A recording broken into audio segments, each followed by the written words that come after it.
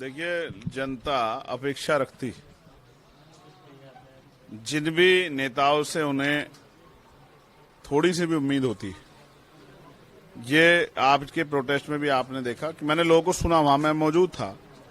उन्होंने नीतीश जी से मांग की, उन्होंने चिराग जी से, मांझी से मांग की, उन्होंने भाजपा से मांग नहीं की, क्योंकि वो जानते हैं कि भाजपा अपने विचार से बदल नहीं सकती।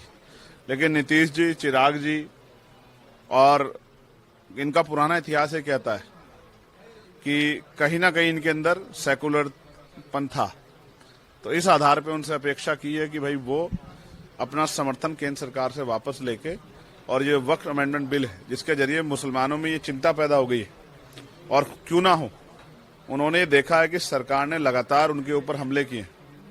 कई बार कोर्ट को जो है, मैं तो उत्तर प्रदेश से आता हूं, एक समय आया कि दुकानों पे नाम लिखवाए गए, फिर कोर्ट ने रोक लगाई। एक समय आया कि कोई भी अपराध हुआ, अपराध किसी ने किया, आरोपी कोई बना, नाम मकान किसी के था, लेकिन वो मकान पूरा जमीदज कर दिया गया। बाद में कोर्ट ने जो है सरकार को कहा, कई बार जो है गिरफ्तार कहीं से किया और पुलिस ने गोली मार दी। तो सरकार की कथनी करनी से इस देश का बच्चा बच्चा वाकिफ है। तो उनको ये चिंता है कि इस बिल की आड़ में उनके जो अधिकार हैं उनको छीनने का प्रयास सरकार कर रही है, और वो अपने अधिकारों का प्रयोग करके अपने आंदोलन के जरिए सरकार तक अपना पैगाम पहुंचाना चाहते हैं।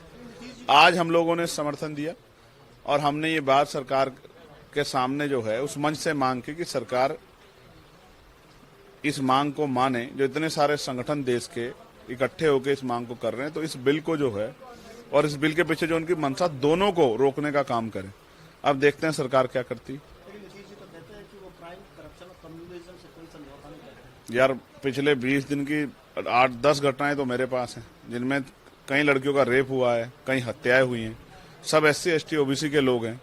क्या बात कर रहे हो आपकी? वो कहते हैं, क्या कहते हैं वो तो ये भी कह रहे थे कि सरकार को हराने के लिए वो अलायंस में चले गए थे, इंडिया अलायंस में, फिर वो वहां से वापस आ गए। तो अब उनकी कौन सी बात को मैं सही मानूं?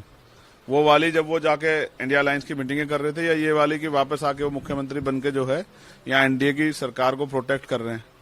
मैं तो नीतीश जी के लिए से आग्रह करता हूं कि उनके पास मौका है हिस्ट्री में उनका नाम लिखे जाने का।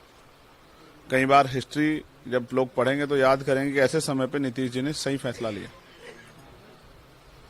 बड़ा आसान है कहना कि हम आपके हितैषी हैं, आपकी कथनी और करनी स्पष्ट करती है आप किसके कितने हितैषी हैं।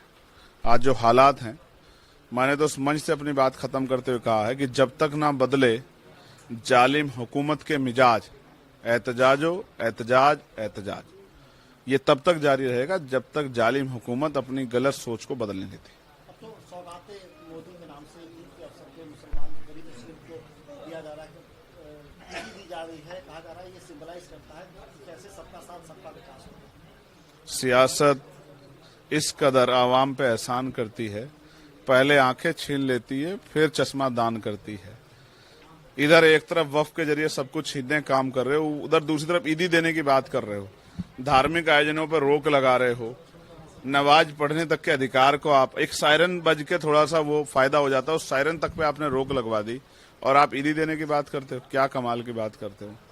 मैं जितना जादूगरी का खेल भारतीय जनता पार्टी करती है, शायद ही कोई पार्टी भविष्य में कर पाए इनका मुकाबला। सर, आप यूपी से आते हैं, महाकुंभ में देखा जा रहा है कि जो मरने वालों के परिवारजन हैं, कई अभी तक वो कंपनसेशन का वेट करते हैं। कितने लोगों को अभी तक कंपनसेशन नहीं मिला? यार, मुझे डर है तुम्हारे घर पे ईडी का छापा ना पड़ जाए। ईडी, इनकम टैक्स वाले मेरे यहां से पहुंचने के बाद तुम्हारे घर ना पहुंच जाएं, ऐसी खबरें मत चलाओ। 1800 से ज्यादा लोग मिसिंग है, 1800 से ज्यादा। ये खोया पाया का डाटा है, और सरकार ने 30 लोगों की लिस्ट लगा के वहीं बात खत्म कर दी।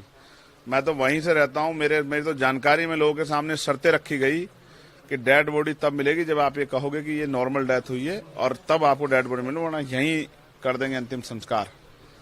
किस तरह से लोगों को खून के आंसू रोने के लिए मजबूर किया गया है। जब मैं इस बात को कहूंगा तो सरकार कहेगी कि मैं जो भव्य कुंभ किया, मैं उसका विरोध कर रहा हूं।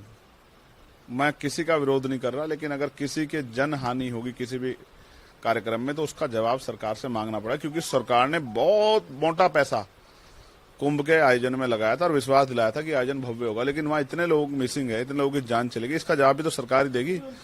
ऐसा थोड़ा ही कि भाई जो अच्छा वो आपका और जो बुरा वो किसी और के पल्ले। सरकार आपकी, आप ही को जवाब देना पड़ेगा ना। 30 लोगों में भी कई लोग कॉम्पनसेशन नहीं मिला है। मैं फिर आपसे कह रहा हूं, देना ही नहीं है ना। इनकी बातों में आके हमारे SC ST OBC के लोग मन में संकल्प लेके कि हमारी जीवन में मुक्ति मिलेगी, वहां चले गए। अब SC ST OBC के लोगों को कंपनसेशन ना देना पड़े, इसलिए उनको जो है उनकी मिसिंग को भी अब वो लोग कहां चलेंगे, मिसिंग है कहां। अब तो कुंभ को खत्म हुए भी लगभग 1 महीना, 26 तारीख में आखिरी स्नान था, 1 महीना बीत गया, आज 26 तारीख है। आप बताओ कि अब तक वो लोग कहां हैं। तो सरकार का इंतजाम क्या था, सरकार का एडवर्टाइजमेंट क्या था, सरकार की सरकारी मशीनरी क्या कर रही थी।